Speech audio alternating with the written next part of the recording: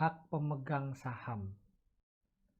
Apa saja yang akan Anda dapatkan dengan menjadi pemegang saham pada suatu perseroan? Jawabannya tergantung. Tergantung pada apakah Anda menjadi pemegang saham biasa atau pemegang saham preferen. Sebagai pemegang saham biasa, Anda punya hak eksklusif, yaitu hak suara. Tetapi berbeda dengan hak suara di koperasi atau perkumpulan, yang biasanya satu orang satu suara, di perseroan yang berlaku adalah satu saham satu suara. Semakin banyak jumlah saham yang Anda miliki, semakin kuat juga pengaruh Anda di dalam perseroan.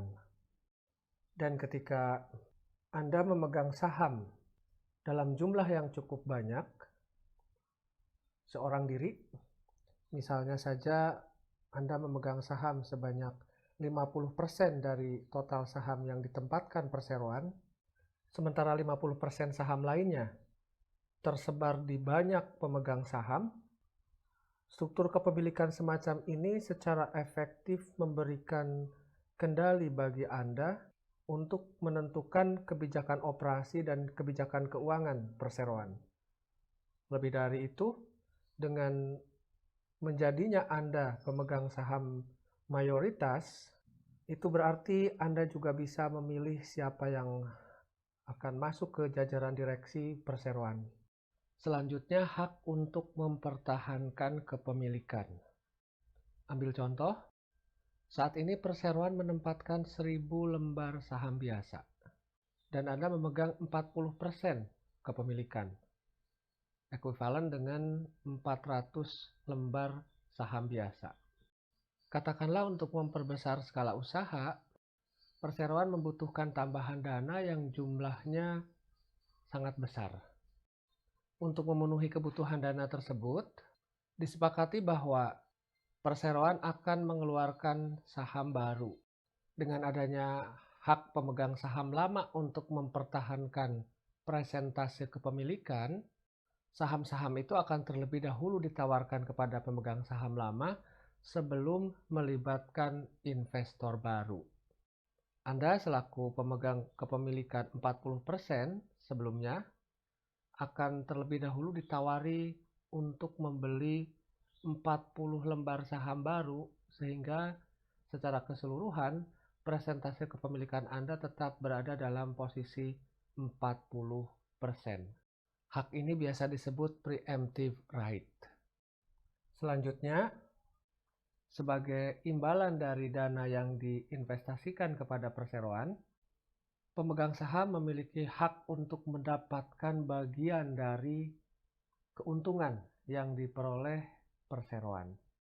Dan jika perseroan dilikuidasi, dibubarkan, mereka juga berhak atas sisa aset yang dimiliki oleh perseroan pada saat likuidasi. Voting right, preemptive right. Dua hak ini merupakan hak eksklusif yang hanya dimiliki oleh pemegang saham biasa.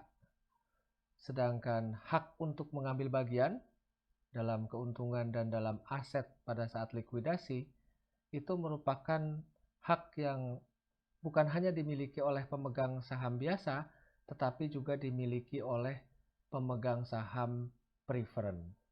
Bahkan dalam aspek inilah istilah preferen itu bermakna.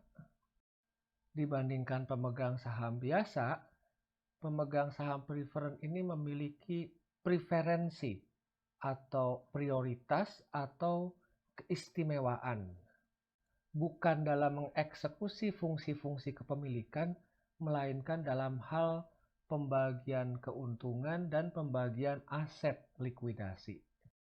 Ingat bahwa pemilik sesungguhnya perseroan adalah pemegang saham biasa.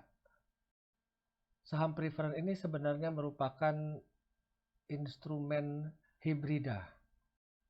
Secara legal dia dikatakan saham, dan memang saham preferen ini tidak punya tanggal jatuh tempo, Tidak seperti obligasi yang tanggal jatuh temponya sudah ditetapkan di awal, tetapi juga mirip obligasi. Di mana letak kemiripannya? Keduanya sama-sama menawarkan imbal hasil tetap. Ini materi sisipan saja. Mungkin akan lebih tepat jika saya membahas akuntansi penerbitan saham preferen ini bersama-sama dengan akuntansi penerbitan saham biasa.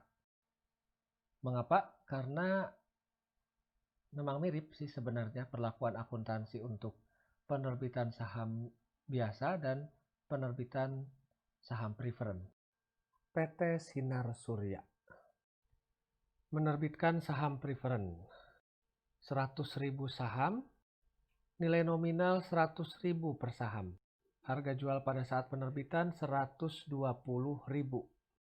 Ketika investor melakukan setoran kas dan pihak perseroan mengeluarkan saham preferen, sistem akuntansi pihak perseroan akan mendebet kas dan mengkredit ekuitas sejumlah 12 miliar.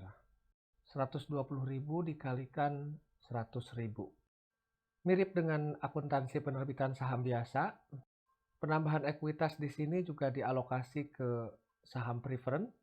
Sejumlah nilai nominal saham preferen yang dikeluarkan 100.000 saham dikalikan 100.000 rupiah per saham, dan kelebihannya sejumlah 2 miliar dikredit ke akun tambahan modal disetor.